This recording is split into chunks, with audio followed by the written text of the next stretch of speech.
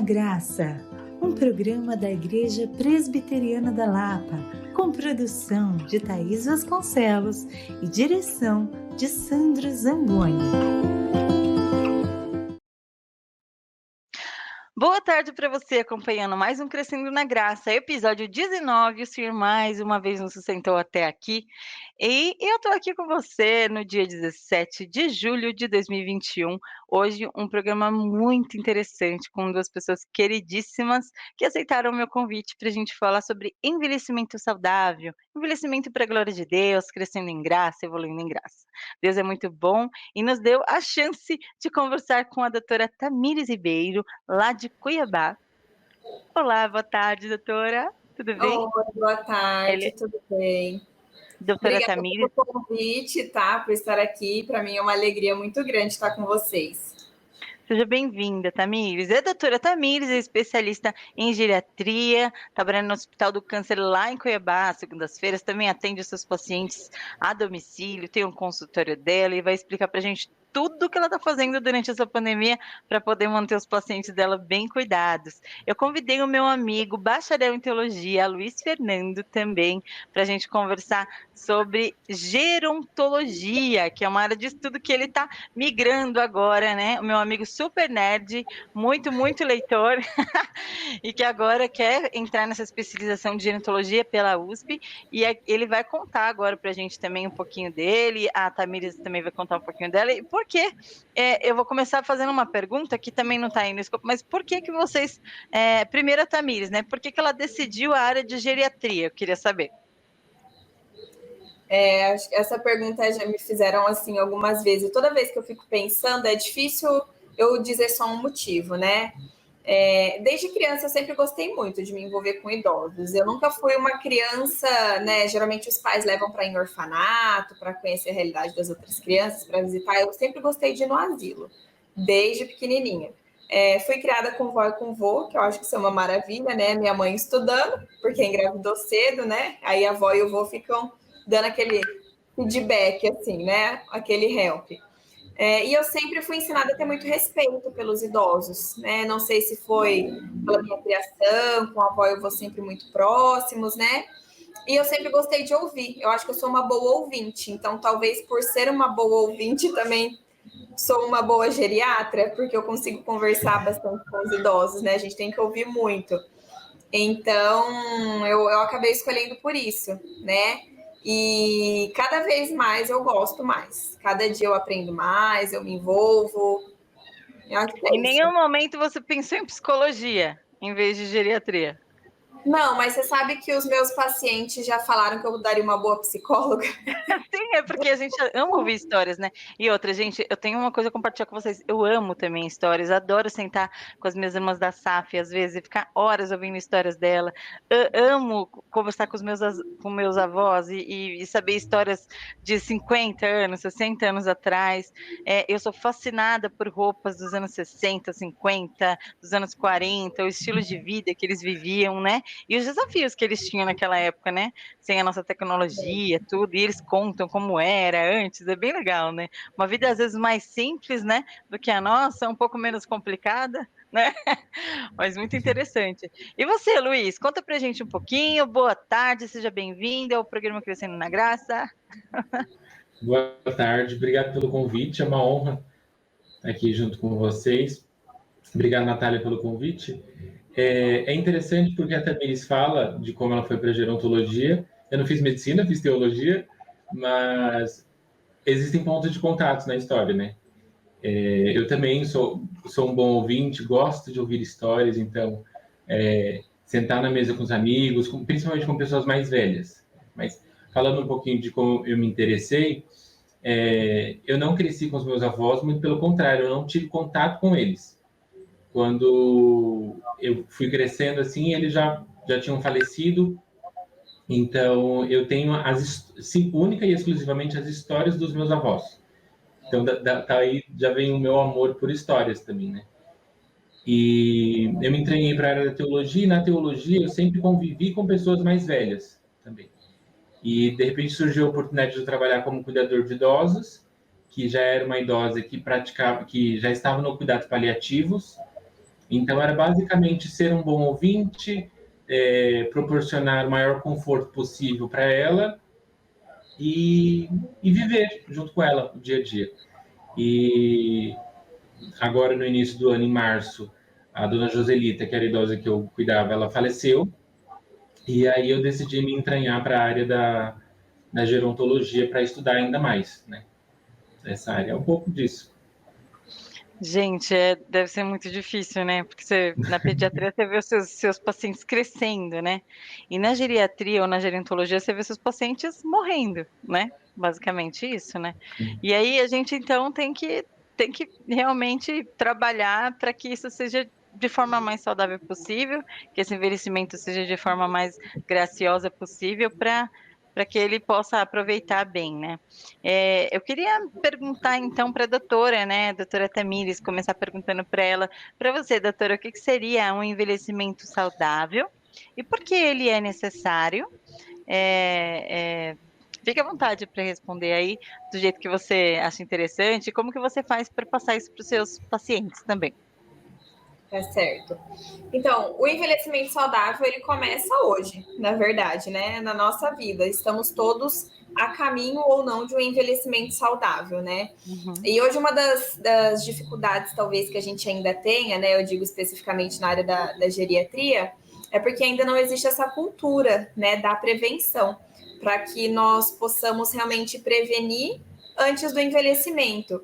E talvez seja pela vida muito corrida, o trabalho que toma muito tempo. Acredito que nós estamos num momento assim em que nós somos todos workaholics, né? Então, talvez isso nos atrapalhe um pouco. Mas o envelhecimento saudável, ele é construído, tijolinho a tijolinho, todos os dias, né?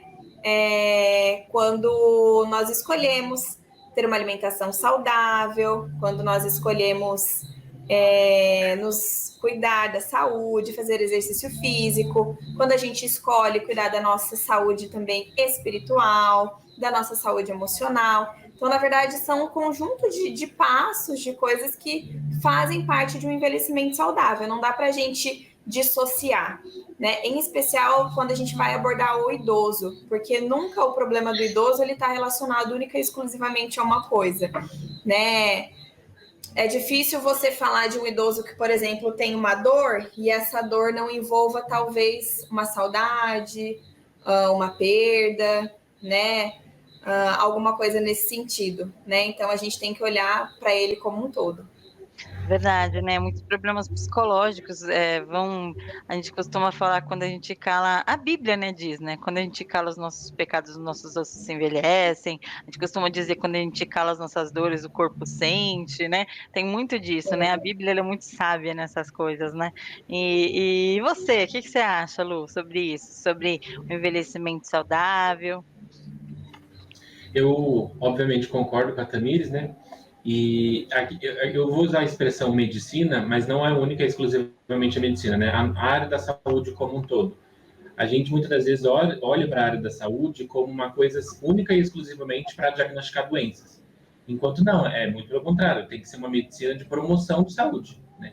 Como eu bem disse, nós somos seres integrais. Então a gente tem uma mente que funciona, a gente tem um corpo que funciona, a gente vive em sociedade e essas coisas elas têm que andar, vamos dizer assim, na melhor medida possível. Então, hoje em dia a gente vive em tempos onde você está triste, o amigo não chora mais com você, o amigo quer te animar. Por mais que você esteja vivendo uma situação triste, o amigo, não, levanta, calma, né? Vamos viver um momento triste, daqui a pouco eu me animo. E isso, muitas das vezes, até com a área da alimentação, como a Tamires bem disse. A gente está tão preocupado em produzir, em trabalhar, em fazer isso, fazer aquilo, que a gente deixa a alimentação de lado. E, obviamente, você, como uma pessoa jovem, a conta não vai vir agora. A conta vai vir daqui a um tempo. E, possivelmente, quando essa conta vir, ela virá cara. Talvez com um valor irreversível já. Né? Que aí você vai trabalhar, o que eu gosto da expressão, você vai trabalhar com contenção de danos. E não com melhora daquilo. Né? Vai ter que se adaptar àquela situação.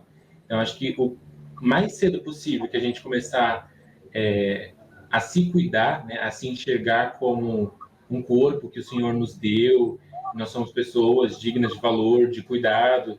Eu acho que é o mais necessário possível. Quanto mais cedo a gente começar, melhor. Bom, e aqui eu tenho 35 anos, né? E é engraçado quando a gente tem esse start. Poxa, estou envelhecendo, né? E aí, se você olhar na minha mesa, que você já vai ver alguns potinhos com vitaminas, com suplementos, e você já começa a ver essa conta chegando, né? Porque de alguma forma você passou muito tempo, né? Às vezes o dia inteiro comendo pão, o dia inteiro correndo, trabalhando, estudando, e aí dormindo mal, e aí quando você vê, realmente essa conta vai vindo, e aí você vai tratando isso. Graças a Deus, quando você consegue ver isso a tempo, né? Porque tem gente que quando percebe já é tarde demais, né? Não consegue mais reverter quadros assim. E aí, às vezes é interessante como alguém, por exemplo, que é o foco dessa casa, né? Ver essa situação e aqui na minha casa, por exemplo, eu sou a mãe, eu sou a pessoa que cozinha, eu sou a pessoa que faz as compras, então eu já começo a mudar a alimentação de todo mundo, né? Então, é interessante, já começa a se preocupar também com a rotina de sono, de alimentação dos seus filhos, do seu esposo, justamente para que todos tenham uma vida mais saudável, né? Isso é importantíssimo. Gente, deixa então partir para a segunda pergunta para vocês, então. Quais atividades podem ser praticadas, desenvolvidas, né, para que os idosos tenham uma mente, um corpo mais saudável? Coisas, então, doutora Tamires, que você indica para os seus pacientes, né? Tem pacientes que têm, às vezes, uma limitação, né, que não pode física, né? O que você indica, então, para que esses pacientes façam? Então, não dá para a gente falar assim que existem protocolos, né? Até mesmo porque cada idoso é um idoso. Então, o atendimento físico no idoso ele é muito individualizado, não existe uma contraindicação. Hoje mesmo eu atendi um paciente idoso que ele já teve alguns problemas cardíacos, né? Tá tratado, tá indo muito bem, né? E ele faz fisioterapia em casa e ele começou a fazer academia com um personal trainer. Então, ele faz um exercício supervisionado. Claro que a intensidade do exercício ela é totalmente diferente. Então, é um treino, na verdade, para a gente só fazer um fortalecimento com pouca carga, né? Um treino ajustado para as limitações do paciente. Claro que é um paciente que está totalmente compensado do quadro dele, porque faz um acompanhamento certinho.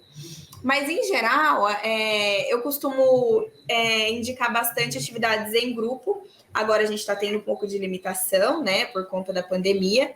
Mas a atividade em grupo ela é boa pelo fato de nós já estimularmos também o convívio social, né? A gente sabe que muitos idosos, eles têm muita carência, já são um pouquinho mais limitados, né, em relação a ter perdido já várias pessoas que eles sentem falta. Então, quando a gente estimula alguma atividade em grupo, por exemplo, um pilates, pode ser um yoga, né? O tai chi é uma prática muito interessante também, né? Não é em todo lugar que a gente tem acesso, mas onde a gente consegue trabalhar bastante o equilíbrio, a coordenação, fortalecimento muscular, né? E entre outros tantos.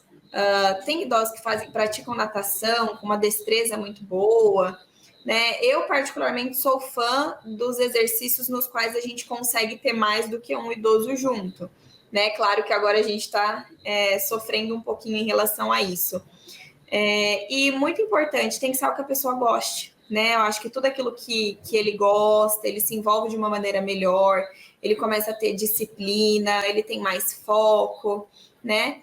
Então, eu acho que a gente pode observar todos esses detalhes para a gente conseguir indicar a atividade adequada para cada idoso. Certo. E Lu, quando você estava cuidando como era o nome da senhorinha que você cuidava? Joselita. Da dona Joselita. Você estava já nos cuidados paliativos. Vocês podiam explicar para mim o que são cuidados paliativos? E aí eu queria que a doutora pode explicar o que são cuidados paliativos e o Luiz depois ele conta para mim o que ele fazia com a dona Joselita para ela se sentir melhor. Certo. Bom, quando a gente fala de cuidado paliativo, né, a gente fala sobre um paciente que tem uma doença fora da perspectiva de cura, né? Então, uma doença que pode ser, por exemplo, uma insuficiência cardíaca, pode ser uma doença pulmonar, né, um DPOC, um enfisema, pode ser um câncer, né? pode ser uma demência. Toda e qualquer doença que nós não conseguimos curar efetivamente são doenças nas quais os pacientes se encaixam no cuidado paliativo. E o cuidado paliativo nada mais é do que nós oferecemos para o paciente qualidade de vida. Não estamos aqui falando de quantidade, mas sim de qualidade, né? Não é dar mais dias à nossa vida, né? Mas é dar mais vida aos nossos dias. Eu acho que essa é uma definição bem interessante do que é o cuidado paliativo, né? E dentro do cuidado, a gente age com uma certa proporcionalidade em relação a quais seriam, então, as terapêuticas que cada paciente pode receber. Então, existem alguns procedimentos que talvez podem não ser benéficos, que podem causar algum tipo de dano. Nós temos que avaliar vários detalhes. Mas eu creio que se nós fixarmos que a gente está falando aqui de qualidade para os dias, a gente já está com um conceito bem sólido do que é o cuidado paliativo. Compreendi. Então, é justamente trazer esse bem-estar mesmo, né, para que a pessoa, às vezes a pessoa vive nos cuidados paliativos por anos, não é verdade? Sim. Certo. E você, então, quanto tempo você ficou com a dona Joselita, Lu, e como que foi esse período para você, e quais eram as práticas que você fazia para ela se sentir bem? Então, eu fiquei com a Joselita 1 ano e 4 meses, mais ou menos. E como a Tamiris falou, né, são essas doenças que você não consegue prover tratamento. E às vezes eu até brincava com a Joselita, era mais fácil falar o que ela não tinha, né? Que a gente conversava disso também, né? Que é essa questão de você humanizar também esse cuidado e ao mesmo tempo não levar para a pessoa como se fosse a pior das situações, né? Tipo assim, é a realidade. A realidade, ela é como ela é, não como você gostaria que fosse, né? A gente gostaria que você estivesse saudável, pulando, alegre, trabalhando, vivendo e tudo mais, mas a realidade é que você está doente. Então, ela tinha demência mista, ela tinha problema de circulação, então a mobilidade dela ao longo do tempo foi ficando reduzida. Para você ter ideia, quando eu começo a trabalhar lá, a Joselita é independente. Ela consegue ir ao banheiro sozinha, ela consegue fazer suas atividades e tudo mais. Quando eu saio de lá, eu saí 2 meses antes dela falecer. Quando eu saio de lá, a Joselita já está com as 2 pernas amputadas e totalmente dependente. Então, é aquilo, né? Além de ter esses problemas psicológicos, como a Tamiris falou bem, a saudade, foi num período de pandemia, né? Isso foi no ano passado. Então, os poucos parentes que ela tinha próximo, ela não podia receber visita. E é exatamente isso, você tenta promover vida nesses dias da pessoa. Então, por exemplo, ela tinha 69 anos e ela nunca tinha assistido uma série de televisão. Falei, Joselita, do que você gosta? Qual é o assunto que você gosta? Falei, você gosta de hospital? Fui apresentando vários tipos de série, né? Fui comentando. E aí eu cheguei numa série, aquela série de médico, né? Que todo mundo conhece. Chicago Med, Grey's Anatomy e tudo mais. Ela falou, de médico eu gosto. Ela falou, acho bonito os enfermeiros que passam, os médicos. Eu falei, então, tudo bem, vamos assistir uma série. E aí nós maratonamos uma série ao longo dos dias, obviamente, né? E ela gostou daquilo, sabe? Aí a gente às vezes pausava a série. Você entendeu o que aconteceu? Você viu o paciente que se machucou assim? Tá? E você via que aquilo deixava ela mais animada. Não, porque essas séries têm aquele pequeno mistério ao longo dos episódios e eles vão sendo solucionados e aquilo deixava ela animada. Ela queria saber o que iria acontecer, né? Então, por exemplo, a gente fazia dia de beleza. Então, levávamos ela no salão de cabeleireiro, vamos pintar as unhas, vamos tirar o buço, vamos pintar o cabelo, vamos pentear o cabelo. Essas pequenas atividades que para nós, vamos dizer assim, que são jovens, isso é coisa que a gente faz normal, rápido, né? Às vezes a gente vai pentear o cabelo, a gente nem se cuida para pensar, nossa, eu consigo pentear o cabelo. Só que para uma pessoa que está com uma mobilidade reduzida e que o pouco se torna muito para ela. Verdade. Né? Então, teve um dia que ela virou assim para mim e falou, faz tempo, ela viu uma propaganda do McDonald's, faz tempo que eu não como McDonald's. Tudo bem, a gente vai comer McDonald's hoje. Que legal. E é interessante, então, essas construções, né? E ela vai construindo relacionamento, como a doutora tinha falado, né? Você fala que até indica para os seus pacientes que essas atividades sejam feitas às vezes em grupo, né? Por causa da pandemia, realmente a gente não pode, né? Mas esse programa aqui, ele fica gravado aqui no canal do YouTube e eu espero que se você estiver assistindo logo após a pandemia, você já esteja podendo socializar, você entenda como isso é importante, né? Como o Luiz falou agora, né? A gente só dá conta de algo que a gente faz todos os dias quando a gente não tem mais, né, condição de fazer, né? Como socializar, como é importante, né? A socialização do ser humano em si, né? Até uma das coisas que a gente estava conversando no domingo, né, Lu, sobre gerontologia, né, desse ser humano, né, doutora, dele ser integral, né? E ele precisar ser tratado de todas as formas, né? Eu tenho certeza quando os pacientes chegam até você, né, doutora, não é às vezes eles vão às vezes para, é porque eu tô com uma dor aqui, é por causa disso, porque o idoso vai no geriatra, né? A criança vai no pediatra, né? Então assim, mas às vezes você como médica, né, pode às vezes tratar outras coisas, né? Justamente isso, né? Pode chegar para ele e tratar o ser humano como uma pessoa integral, que é o que ela é, não é verdade? Até eu queria perguntar para vocês, assim, a próxima pergunta seria, tem pacientes que não têm possibilidade de envelhecer saudáveis, né? Eles não podem, né? Não tem como, não tem condições, né? E como que seria para esses pacientes? Como vocês já enfrentaram, aliás, a doutora, né, no caso, já enfrentou casos de perceber esses pacientes e como que foi para você, né? Assim, existem realmente vários desafios, né? Algo que eu vejo como fundamental para um idoso envelhecer saudável também, além, né, da questão do controle das doenças, da questão preventiva, alimentação saudável, como nós fomos conversando no começo, é o suporte social, né? O amparo social, ele faz diferença total. Eu posso ter um paciente com muita doença que tem um bom suporte social e que ele vai conseguir ter um envelhecimento saudável mesmo sendo muito doente, ou seja, precisando tomar muita medicação, precisando de muita assistência. Então, a gente vai conseguir conviver com as doenças crônicas que ele tem de uma maneira equilibrada e de uma maneira que, mesmo dentro de um perfil de adoecimento, seja saudável proporcionalmente para aquilo que o paciente apresenta. E eu posso ter um idoso com pouca doença, né? Mas que ele não tem o principal, que é o suporte social. Então, a primeira dificuldade que aparecer para esse idoso, ele simplesmente, algumas coisas ele não consegue resolver sozinho.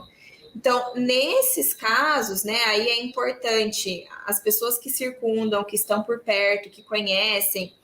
E aí, quando a gente fala de uma comunidade, né, de igreja, a gente pode, sim, fazer muita diferença nesse sentido. Talvez acionando assistente social, buscando um filho distante, né? Porque os filhos precisam cuidar dos pais, né? É até bíblico, né? A gente tem que honrar os nossos pais, né? Então, isso faz toda a diferença, né? E então eu vejo que esses pacientes, que em geral são os pacientes que não têm tanto suporte social, aí sim a gente tem um pouco mais de dificuldade. E nesse sentido, a gente precisa buscar ajuda, a gente precisa de uma rede de suporte, porque o idoso sozinho, muitas das vezes, ele simplesmente não vai conseguir.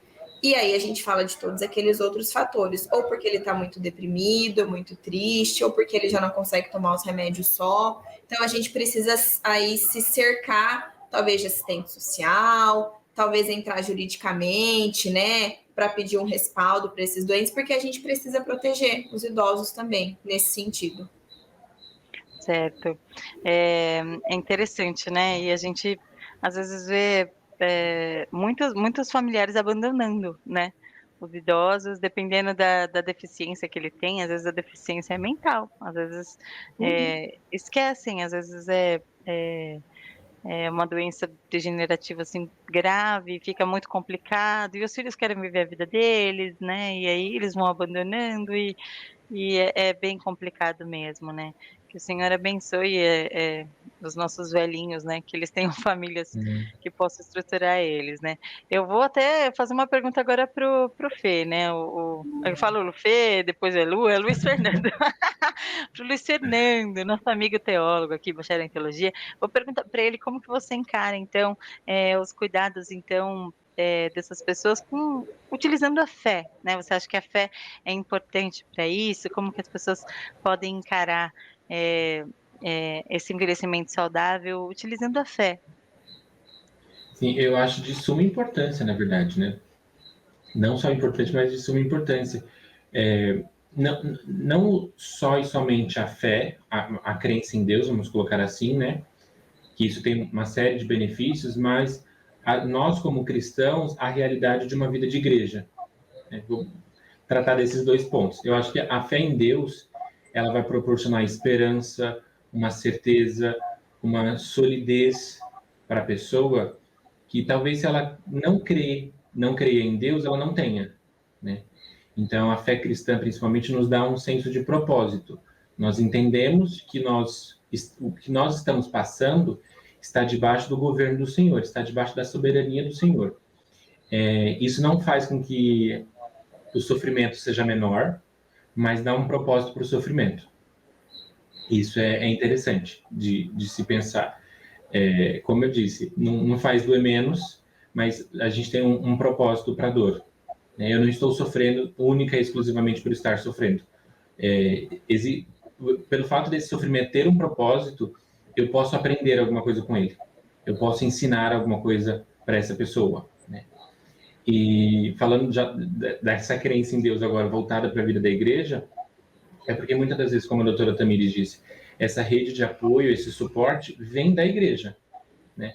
Às vezes, por exemplo, quem está cuidando da pessoa idosa é uma filha única, por exemplo. Quem vai dar esse suporte se ela é filha única? Ela não tem irmãos. Quem vai dar esse suporte é a igreja. Né? Às vezes ali o pastor, enquanto conselheiro, a igreja se disponibilizando a algumas mulheres, os jovens indo fazer visita a essa pessoa idosa. Todas essas pessoas, essa rede de apoio, faz o que nós comentamos antes. Enche o dia dessas pessoas de vida. Né? Então, eu já ouvi de algumas pessoas idosas, Luiz, eu gosto de andar com você porque você é jovem. Eu já sou uma pessoa mais velha, perdi minha vitalidade. Você tem ânimo ainda. Então, às vezes, quando eu estou mais cansada, você consegue, não, vamos, você insiste e eu consigo me animar. Então, é mais ou menos por aí, sabe? A rede de apoio e o propósito. Acho que são duas coisas fundamentais para quem está no final da carreira, vamos por assim dizer. Legal, a doutora comentou com a gente um pouco antes no programa que ela também experimenta, né, doses de fé dos seus pacientes, né, se agarrando à religião, se agarrando à fé, né, para poder ter esse envelhecimento saudável. Nós, como os cristãos aqui, esse programa é um programa da Igreja Presbiteriana da Lapa, nós acreditamos que o Senhor Jesus Cristo é a base de todas as coisas, né, e a gente oferecer essa água, as pessoas não vão ter mais sede, esse pão, as pessoas não vão ter mais fome, e com certeza a vida eterna é mais importante do que a vida terrena, né? Mas o Senhor Jesus Cristo disse que a gente teria as aflições aqui, mas que a gente tinha que ter bom ânimo, porque ele venceu esse mundo, né? Em outras passagens o Senhor disse que ele também estaria conosco até o fim dos dias e ele voltaria. Então essas são esperanças que a gente se agarra, né? Justamente para poder viver com propósito, né? Como o próprio Luiz falou. E outra parte interessante é justamente ter a igreja, né? Como centro ali de apoio, ter a família da fé, né? Que às vezes, muitas vezes, esses idosos nem filhos têm. Tem muitos idosos que envelhecem e eles são solteiros. E aí, justamente, realmente, esses grupos de apoio, eles são importantíssimos dentro da igreja e fazem toda a diferença na vida desses idosos. Eu queria que a doutora compartilhasse com a gente como que é na cidade dela, que é bem diferente da gente aqui, que a gente está aqui em São Paulo, né? São outras culturas, a gente costuma falar que o Brasil é transcontinental, é gigantesco, né? E as culturas mudam também. E como que é para ela atuar lá em Cuiabá e como que ela experimenta essa fé nos pacientes dela? E como você reage a isso também, doutora? O povo cuiabano, né, é um povo maravilhoso, eu gosto. Eu sou paulista, mas eu falo que eu já sou mais cuiabana do que paulista, porque as pessoas são muito carinhosas aqui, né? E eu tenho, né, o prazer de poder, dentro da minha atuação, de conseguir trabalhar um pouco a questão da espiritualidade, sempre respeitando, né, a crença do meu paciente. Eticamente, a gente não pode, né, falar algumas coisas em questão de religião, mas a gente aborda sempre a questão, né, de Deus, né, de como realmente a espiritualidade ela faz parte aqui do nosso processo de envelhecimento saudável, né, e da nossa vida no dia a dia. Então, assim, são várias experiências gostosas, né, que eu tive a oportunidade, esses tempos mesmo, cuidando de uma senhora de 80 e alguns aninhos aí. Ela perguntou para mim, ela me perguntou, né? Perguntei o que ela gostava de fazer, ela me falou que gostava de cantar, e ela perguntou se eu gostava de algum hino, alguma coisa assim. De repente, a gente não tinha comentado nada. Eu falei que eu gostava, e eu já comecei a cantar um já, e ela já emendou e já começou a cantar junto, aí a filha já começou também. Foi uma coisa assim muito gostosa, né? E ela agradecia muito, porque ela estava saindo de um processo especificamente, ela estava num pós-Covid, ela tem uma doença neoplásica, então ela estava muito frágil, mas se recuperando. E ela levantava as mãozinhas assim e falava: glória a Deus, agradecendo, né? E a gente viu quanto que aquele momento de espiritualidade foi fundamental. Tanto para que ela tivesse serenidade no momento no qual ela estava realmente muito doente, e ela entendia por alguns momentos que ela estava doente, mas sempre serena. Creio eu que por certa do que há de vir, né? E quando ela teve a oportunidade de então voltar a falar, a se comunicar, porque ela passou por um período sem conseguir, ela conseguia agradecer. Então, para mim é muito especial, né? Eu tento sempre equilibrar para que as pessoas talvez não se sintam ofendidas talvez com alguma coisa, né? Mas eu sempre tento mostrar como que a espiritualidade ela é importante na nossa vida.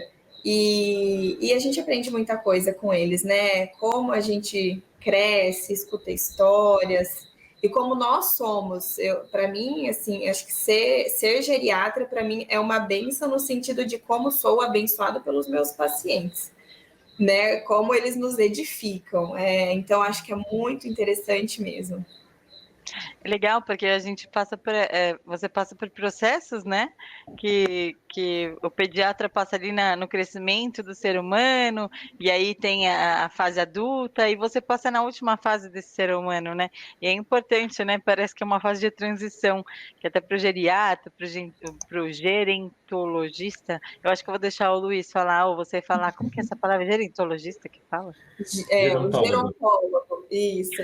Geontólogo, ou geontólogo, por exemplo, a pessoa que estuda essa transição mesmo. Eu ia pedir para vocês a diferença entre geriatria e geontologia. Então, a geriatria é a parte médica, né? Então, está relacionada ao médico que faz tratamento do idoso. E os gerontólogos são os profissionais de N áreas também, pode ser da saúde, da nutrição, mas que trabalham também com o processo de envelhecimento ou algo relacionado, então, à questão geriátrica, porém não a parte médica, toda a parte da equipe multidisciplinar. Ótimo. Então, aí esses profissionais trabalham em quê? Na fase de transição desse ser humano, da vida terrena dele para a eternidade. Olha que beleza. Isso é muito importante. Já pararam para pensar como isso é importante, né? Talvez seja um dos motivos, talvez, que o Luiz pensou nisso, né? Fazendo a conexão entre teologia e gerontologia. Você quer falar um pouquinho sobre isso, Lu? É um pouco dessa conexão, né? Porque é um assunto pouco falado, como você disse no início do programa, né? É uma fase que todos nós passamos, o envelhecimento, todo mundo vai envelhecer, né? Em certa medida, alguns vão envelhecer mais, outros menos, mas envelhecer, isso é a certeza que nós temos, todo mundo vai. E nós não falamos sobre isso, né?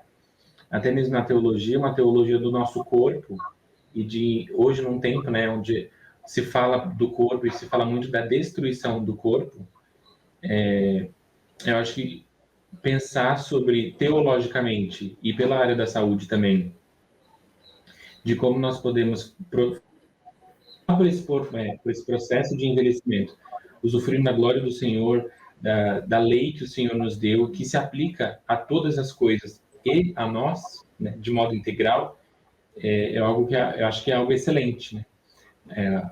Como falamos aqui várias vezes já no programa, nós somos integrais. E eu acredito que a única coisa integral que existe para nós que somos integrais é a fé cristã, que é o único Deus que nos ajuda a entender como nós somos integrais e como nós podemos nos relacionarmos com tudo. Então, eu acredito que a união dessas duas áreas se faz mais que necessária nos nossos dias, né? Certo, incrível. E você, Tamires, o que você acha sobre isso? Eu também concordo com o Luiz, né? Eu acho que toda vez que a gente fala, em especial quando a gente fala do paciente idoso, a gente realmente está falando de uma questão da unidade, né? É como eu comentei, a gente não consegue colocar as coisas numa caixinha. E, de igual maneira, é fundamental quando a gente consegue abordar a espiritualidade do nosso paciente, trazer também sempre, né, para o nosso dia a dia, e para o dia a dia de quem acompanha o idoso, a autonomia do idoso, né? Que é uma outra questão bastante importante. Eu acredito que o Luiz ele se depare muito com isso, né? Então, como é importante a autonomia do idoso inserida em todos esses contextos, né? Que o envolve de uma maneira direta. Incrível. Gente, o nosso bate-papo tá incrível, mas eu queria que esse programa tivesse 3 horas. Infelizmente, ele não tem. É um bate-papo muito rápido, infelizmente. Mas eu já vou deixar um convite aqui para vocês voltarem. Doutora, essa porta está sempre aberta para você vir aqui conversar com a gente. Muito obrigada por aceitar o convite. Eu sei que você passou o dia inteiro trabalhando e aí aceitou o convite aqui com a gente para falar sobre isso. Eu te agradeço muito, né? Direto aí de Cuiabá. Um beijo para sua família. Muito obrigada por participar do programa. Luiz, muito obrigada por aceitar o convite aí em cima da hora e vir falar comigo sobre esse assunto tão relevante para mim e para a Igreja de Cristo, né? Que a igreja é feita de pessoas, né? Que envelhecem, que vão encontrar o nosso Senhor e nós estamos migrando para isso, né? Quem sabe, não sei se a gente vai envelhecer como o Luiz disse, pouco ou muito, mas iremos envelhecer. Que o Senhor nos ajude nesse processo, que possamos fazer isso de forma saudável, crescendo em graça e em sabedoria, né? Eu já deixo aqui um grande beijo para vocês. Vou deixar vocês se despedirem, fiquem à vontade. Pode começar então a doutora Tamires e depois o Luiz. Obrigada, Nath, né? Obrigada, Luiz, também pela parceria, né? Foi um bate-papo muito gostoso, eu fiquei bastante contente. E parabéns pelo programa, achei muito bacana, né? Muito gostoso e que tema importante também para a gente conversar. População só envelhece, né? A gente vê que cresce exponencialmente o número de idosos e que bênção, né? Eu acho que isso é um privilégio. Costumo dizer para os meus pacientes que reclamam às vezes, ai, tô muito velho. Eu falei, gente, vamos agradecer, só não ficar velho quem morre cedo, né? Então, que bom que estamos envelhecendo e nós como cristãos que estamos envelhecendo, né? Crescendo em sabedoria, em graça, que assim o Senhor realmente nos abençoe para que consigamos atingir essa meta, né? E vamos então continuar nesse nosso envelhecimento saudável, né? E que estamos cada vez mais também perto do céu. Isso a gente tem que se animar, né? Até o dia que Deus nos permitir e que estamos aí com o pezinho lá mais nas nuvens. Amém. Eu também agradeço a oportunidade, é uma honra falar com a Natália, que já é uma amiga minha, também que eu tive o prazer de conhecer hoje. E é exatamente isso, né? Nós, como cristãos, nós olhamos a morte e o processo de envelhecimento com outros olhos, né? A morte, para a gente, é nada mais do que uma transição para encontrar o Senhor face a face, né? De um estilo de vida que vivemos para isso, levamos o nosso dia a dia para encontrar o Senhor face a face. Então, como eu já disse, né? A fé, ela dá esse propósito para as coisas. E deixa aqui um versículo do salmista, né? Que ele fala, Senhor, ensina-nos a contar os nossos dias para que a gente alcance sabedoria. E acho que isso é muito importante, essa meditação, né? Todos os dias a gente tem que falar, Senhor, me ensina a contar os meus dias, me dá sabedoria no meu viver. Justamente para isso, para que eu possa encontrar o Senhor bem e dar testemunho da fé.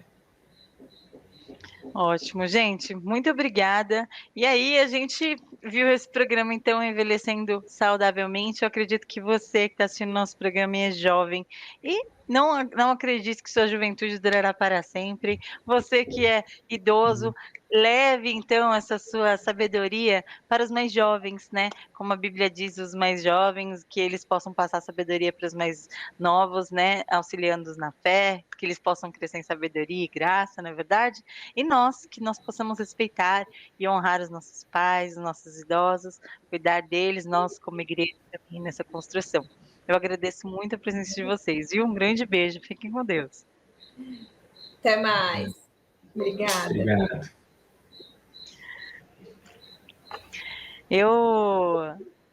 Eu agradeço demais você que acompanhou o programa até agora. Muito obrigada, porque o Senhor é bom. E mais uma vez ele permitiu que estivéssemos aqui no 19º programa falando sobre envelhecimento saudável. O Senhor abençoe a sua vida, a sua família. Que você fique agora, então, com o quadro Construindo Histórias da Igreja Presbiteriana da Lapa, com a minha querida amiga Ângela e o meu querido amigo Maurício. Fiquem com Deus. Até daqui a pouquinho. Quadro Histórias que constroem a Igreja Presbiteriana da Lapa.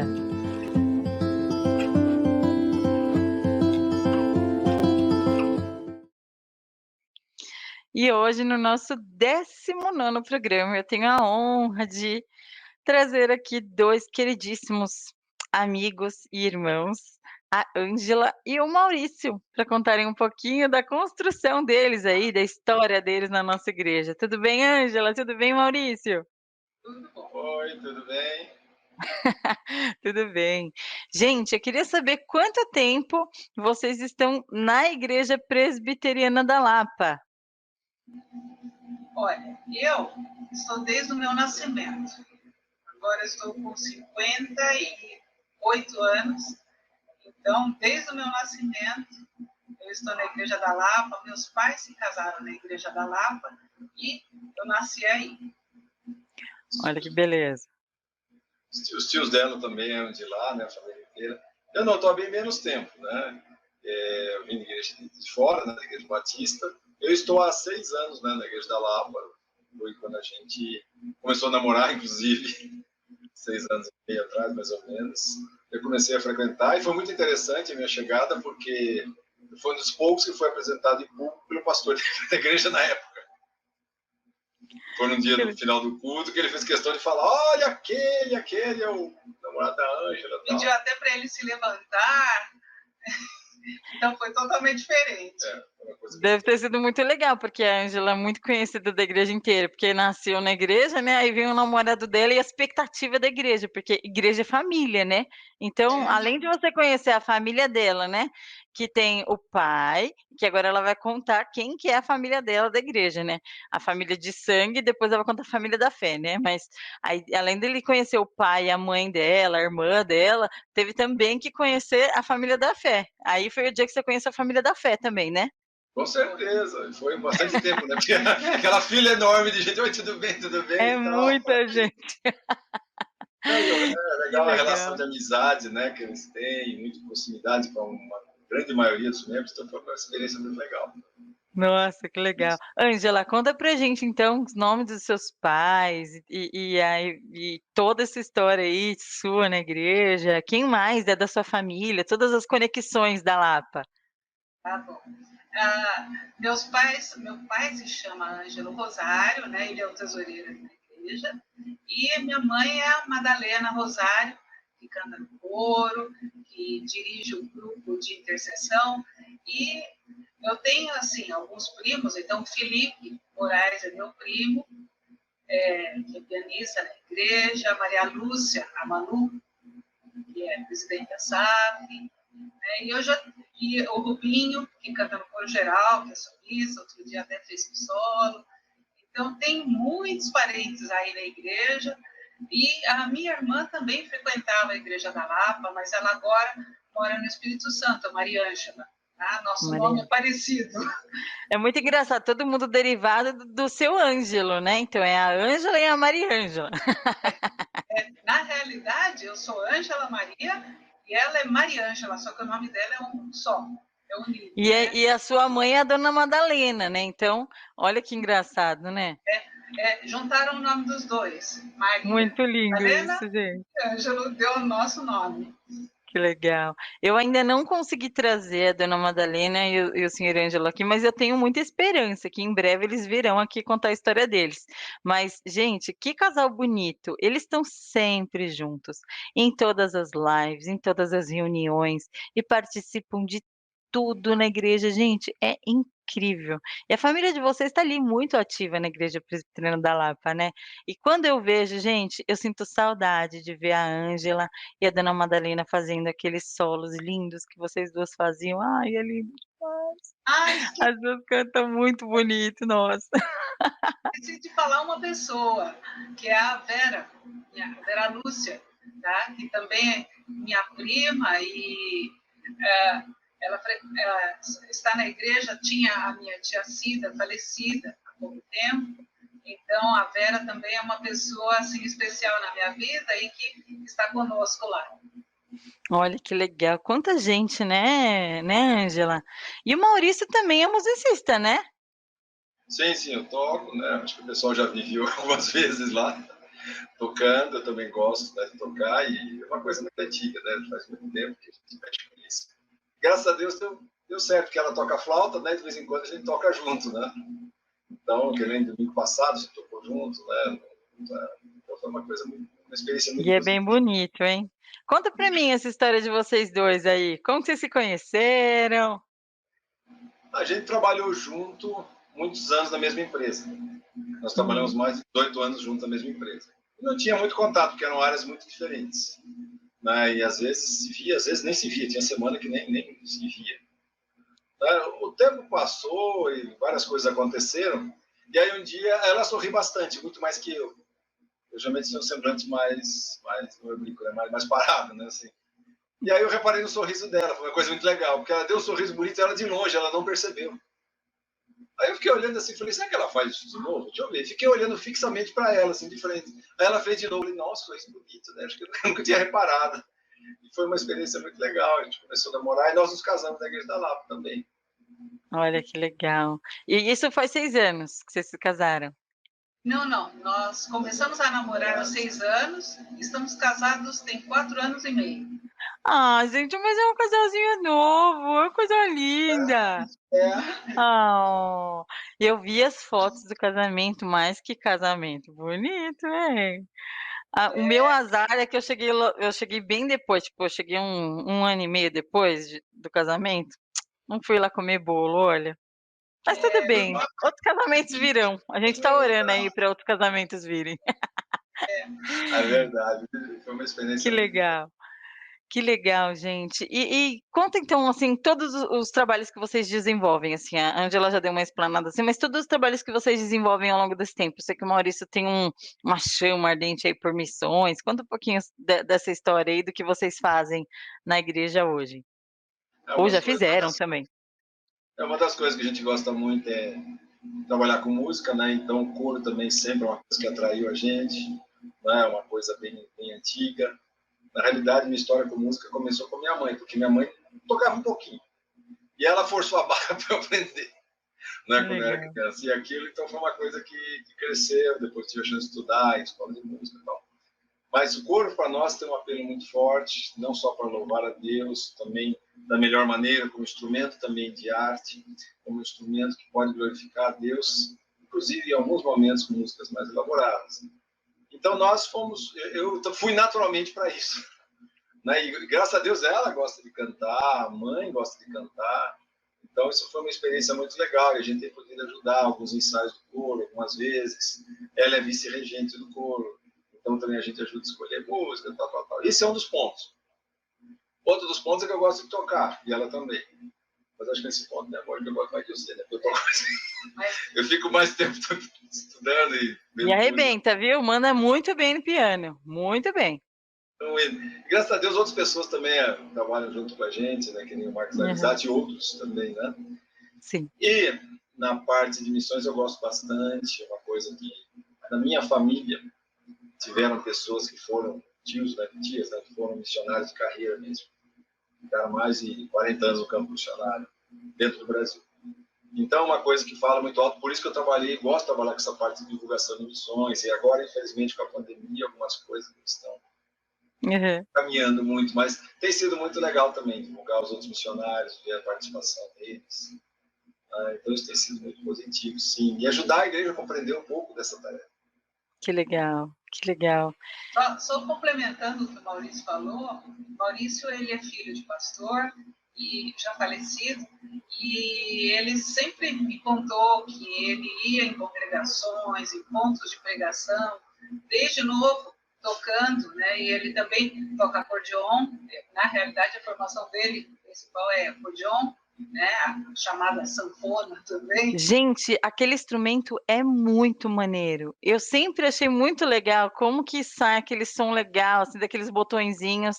Olha, tem um acordeão aí perto aí? Não? E Não, tá difícil. Tá difícil, porque pesado, ele saiu em outro lugar. Infelizmente, tudo bem. Difícil. A gente Numa próxima ocasião, quem sabe em breve. Já deixa aí agendado. E aquilo é interessante, né? Porque em lugares pequenos, principalmente congregações mais afastadas, né? Então, a gente, para nós, era muito utilizado. A história do acordeão foi curiosa, porque aquilo lá foi uma herança, sabe, que a minha mãe ganhou e estava encostada e ninguém mexia. E quando eu comecei a estudar música, eles falaram, ó, tem isso daí, é mais barato que... Na época, olha, esse instrumento já está em casa, então é mais fácil do que piano. É mais barato porque já tem. Já está, exatamente.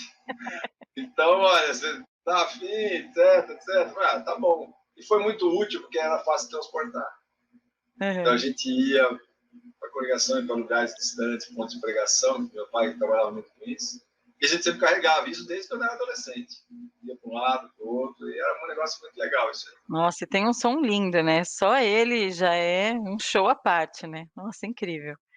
E então você trabalhou bastante, então, ajudando seus pais na parte de evangelização e viajando, então, que legal. A formação dos seus pais é batista, então. Sim. Então você sempre nasceu, então, na teologia reformada, né? Graças a Deus, né? Sim, nasci na igreja. Minha mãe fala que antes de eu nascer eu já ia na igreja, porque eu ia na barriga dela, né?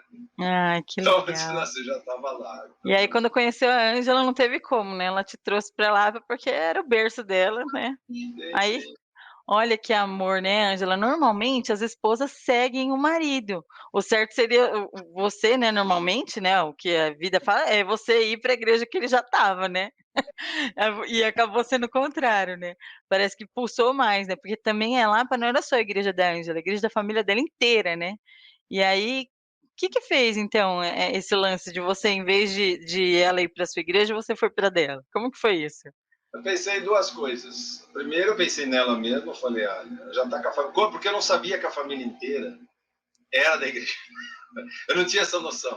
Para mim foi uma surpresa. E é muito envolvida, né? Não é só de ir, eles são muito envolvidos, né, na Lapa. Por exemplo, se você pegar na tesouraria da igreja, tem uma placa lá. E o nome da pessoa que está lá exatamente é o irmão do meu sogro. Que ele já foi presbítero, liderou a igreja num momento muito difícil, há muito tempo atrás, né? Muitas décadas atrás. E ele foi o líder da igreja na época, estava sem pastor, etc. Então, uma família que tem uma marca positiva, uma relação com Cristo, há muito tempo. E eu não sabia. Quando eu vi aquilo, eu falei, olha, é muito mais fácil. E também eu gostei muito da igreja, me adaptei muito bem, gosto muito dessa área de música, que sempre foi uma ênfase na igreja da Lapa, há muitas décadas, inclusive, né? E aí eu senti assim, foi uma coisa assim, falar, realmente o meu lugar vai ser aqui mesmo. Ele foi muito bem recebido na igreja. As pessoas fizeram amizade com ele e logo que souberam que ele tocava também, ele já começou a participar.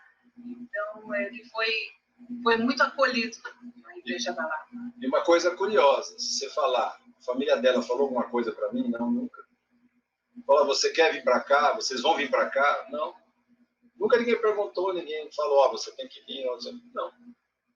Foi um assunto que, curiosamente... Algo natural. Foi natural, foi extremamente natural. Né? Ninguém falando, olha, você tem que vir devagar, não, porque assim, porque isso, não, graças a Deus, isso é uma identificação muito legal. Conta pra mim, assim, uma história que marcou vocês dois, assim, fala assim, teve uma história, assim, que aconteceu que marcou a gente, Vocês têm alguma história, assim, que aconteceu lá na Lapa que marcou vocês? Ó, uma história ele já contou, foi a apresentação dele, sabe? Porque, na nossa igreja, porque foi totalmente diferente. Porque eu estava tocando, eu toco flauta, né? E eu estava sentada junto com a organista, quando no final do culto, o Wagner falou, irmãos, nós temos um visitante novo, que está ao lado da Dona Madalena, e me passou o microfone na hora para falar quem era aquela pessoa. E quando eu falei que era o Maurício, que era meu namorado, né? E ainda até comentei, ele é pianista. Nossa, pediram para ele levantar e fizeram a apresentação dele, mas foi uma coisa tão diferente, né? Que marcou a nossa vida, realmente. Foi muito diferente do que acontece normalmente. Era a família conhecendo o namorado da Ângela, né? Foi. Foi muito legal. E um detalhe, né? Eu sou o primeiro namorado dela. Ele é o meu primeiro namorado, então por isso que marcou tanto. Gente, as pessoas te conhecem desde sempre? Até há 6 anos atrás. Que legal, que legal. E teve mais alguma história? E o casamento de vocês? Como que foi esse casamento? Para convidar essa família inteira, porque é muita gente, né? Além da família da fé e a família de vocês, como que foi? Foi uma experiência muito legal, né? A gente fez uma lista enorme de gente. Falei, nossa, nós conhecemos tanta gente em tantos lugares, e mais os parentes, que você falou. Aí a gente começou a visitar, conversar, telefonar, né? A maioria a gente conseguiu contatar, né? Alguns não. Mas foi uma experiência muito legal. E resolvemos... interessante que no dia do nosso casamento choveu demais. Foi impressionante. Foi um dia assim que a chuva foi extrema. E até a irmã do Maurício teve dificuldade para chegar, e ela era madrinha, justamente por causa da chuva.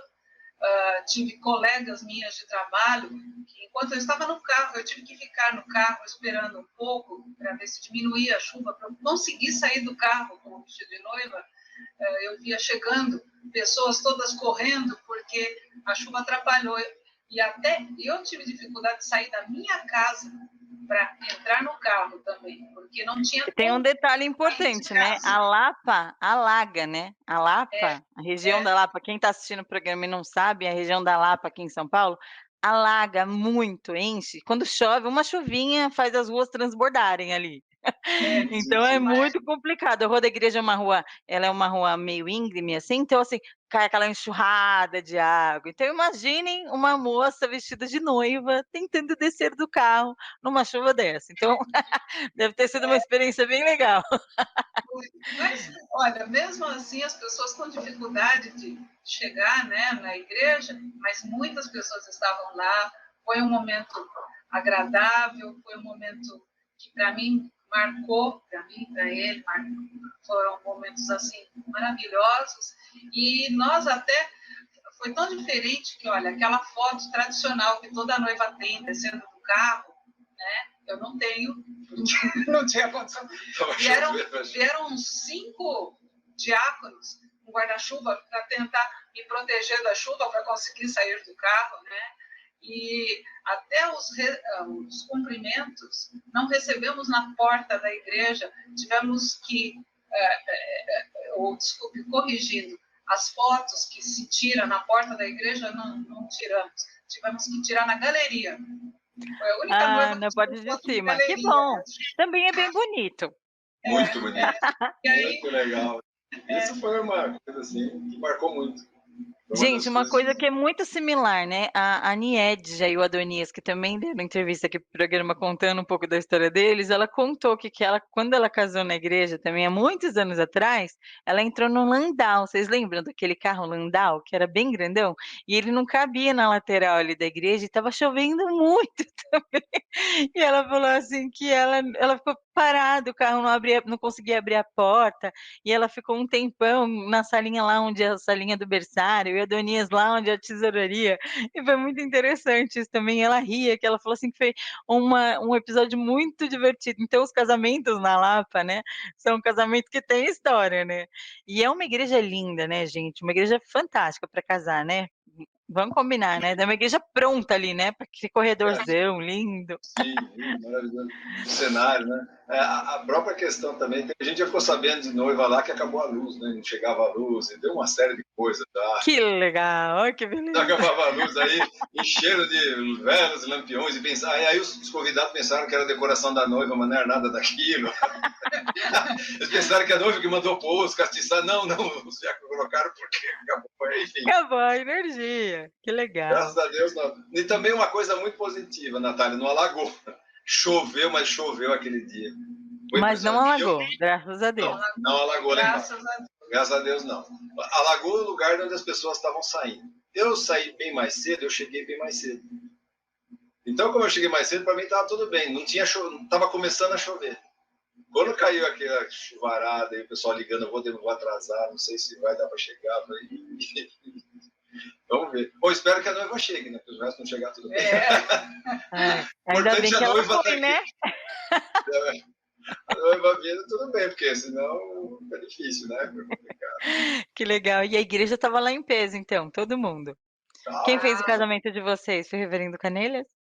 Reverendo Canelhas, reverendo Wagner, reverendo Odilon. Odilon, os três. Ai, que lindo, gente. Reverendo Wagner, porque ele que apresentou Maurício, reverendo George, porque é o nosso pastor, né?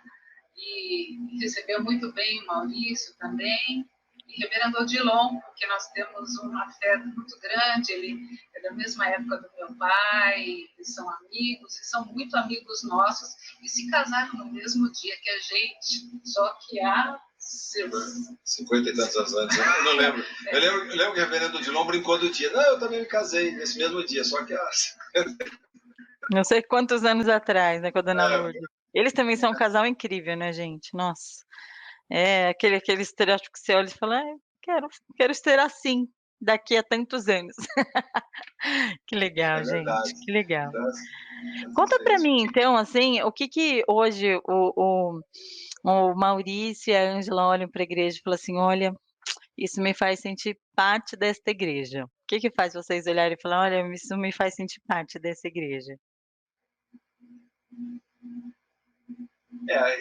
Como eu já tinha perdido meu pai e minha mãe, uma das coisas que fez parte é a família que me recebeu muito bem lá e me trata como filho. Isso eu dou graças a Deus e agradeço a eles também. Isso é fato. Isso é uma das coisas que faz sentir parte. Segundo, a igreja adorar a Deus em profundidade, em santidade. Isso também me faz sentir parte, que coaduna não só com os valores bíblicos, mas como a gente pensa também. Uma igreja que hoje também está começando a investir mais nessa área missionária, quer nas ações pontuais, como, por exemplo, as ações de até Aparecida do Norte, mas também outras ações, como ajudar muito o reverendo Henrique e outros. Né? Essas coisas realmente fazem a gente se sentir parte, faz querer adorar a Deus com os irmãos ali, conhecer pessoas fantásticas como você e o Sandro, que se dispuseram a ajudar nesse momento de pandemia de uma maneira muito importante, porque era fundamental ter vocês ali, né, para produzir toda essa parte aí online, e outros também, a gente sabe que a equipe é grande, né, quando a gente brinca, a equipe é muito grande, mas a gente sabe que vocês foram motor, motivador, assim como o reverendo Sérgio chegando com outras ideias, querendo implementar isso, foi excelente. Então, tudo isso agrega e faz nós nos sentirmos parte, queremos adorar a Deus ali, queremos ser membro das comunidades. E você, Ângela, pode acrescentar, fica à vontade. Eu me sinto parte da igreja porque eu sinto o amor dos irmãos, o encorajamento, o incentivo deles, porque eu trabalho com música, com flauta, rejo o coral, sou regente auxiliar, né? E eu comecei já adulta, então é difícil você encarar um grupo de adultos, você na frente para reger essas pessoas te olhando. Então, muita gente me encorajou, incentivou, e por isso que eu pude me desenvolver nessa área de música. E, claro, a gente está fazendo louvor para Deus, assim, né? Então, eu acho que a igreja me ajudou muito nessa parte. Poxa, olha, é muito gostoso conversar com vocês. Na verdade, todas as vezes que a gente conversa na igreja, né, Ângela, é sempre tão rapidinho antes e depois do culto, né? A gente nunca tem tempo de ficar muito tempo conversando, mas eu tô sempre assim admirando vocês, assim, orando por vocês, pela família de vocês, porque a gente dá graças a Deus pelo trabalho que vocês desenvolvem na igreja. Musicalmente, nem tenho o que dizer, que é lindo demais ver o que vocês desenvolvem, o louvor a Deus feito de qualidade, feito com excelência, né? Não de qualquer jeito, mas feito muito bem feito. E isso enche nosso coração de alegria, né? É bom adorar a Deus com pessoas que fazem isso de coração, né? E eu agradeço a Deus por vocês terem aceitado o convite para contar um pouquinho da história de vocês. Tenho certeza que tem muito mais histórias. Depois do programa, a gente sempre comenta que a gente lembra de muito mais histórias. Mas vocês estão convidadíssimos a voltar no programa. Eu quero ouvir esse acordeon, hein? E aí, quem sabe, né? A gente não conversa aí para fazer um acordeon, flauta, né? Quem sabe em breve vocês não voltam aí para fazer um take de música. Vai ser legal. Já estão convidados. Eu agradeço muito. Se vocês quiserem deixar uma mensagem, alguma coisa, agora é a hora. Fiquem à vontade. Pode mandar um beijo para quem vocês quiserem. E é isso. Eu agradeço muito, viu, a participação de vocês. Deus abençoe. Queria só deixar aqui, olha, quem está assistindo o programa e está procurando uma igreja, a Igreja da Lapa é uma igreja séria no estudo da palavra, é uma igreja que tem uma tradição musical muito grande, então temos corais, temos conjuntos, e nós estamos querendo pessoas que estejam dispostas a louvar a Deus ali. Então, que essas pessoas possam estar conosco, e também os membros atuais, aqueles que sentirem vontade realmente de participar desses grupos, que estejam se engajando. Tá? E eu também queria agradecer a chance, né? Nós estamos aqui, oportunidades, né? Deus ter levantado pessoas, né, com vocês, o reverendo Sérgio, tantos o reverendo Gilberto também trabalha na Rádio PB, então é uma coisa muito legal isso. Dá graças a Deus por essas pessoas, pelos pastores, né, o reverendo Jorge que passou por lá, hoje o Sérgio, o Gilberto,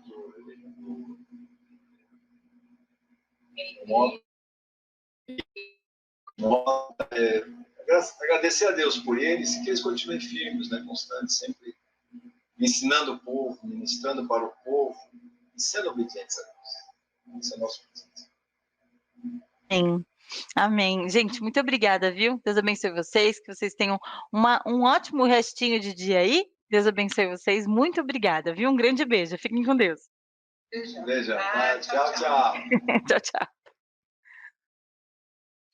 Eu agradeço você que acompanha o programa até agora.